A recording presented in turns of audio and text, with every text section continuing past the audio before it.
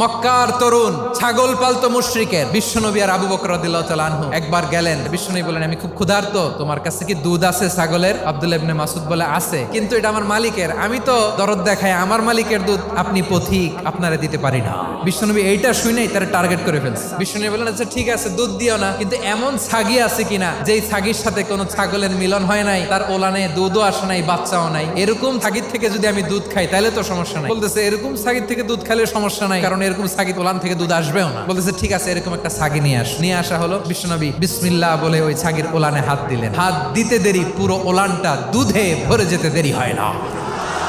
বিশ্বনবী আর আবু বকর রাদিয়াল্লাহু তাআলা আনহু দহন করে পেট ভরে খেলেন। এই দৃশ্য আব্দুল্লাহ ইবনে মাসউদের হৃদয়ে দাগ কাটলো। এই মুজিজা দেখে তিনি বললেন, আশহাদু আল্লা ইলাহা ইল্লাল্লাহ। ওনাকে টার্গেট করে বিশ্বনবী দেখলেন এমন ইন্টেলেকচুয়াল ব্রেন, উনি সূক্ষ্ম জিনিস বুঝে বেশি, ফিকহি জ্ঞান ওনার মধ্যে বেশি। বিশ্বনবী ওনাকে কোরআনের জ্ঞান শিক্ষা দিতে লাগলেন।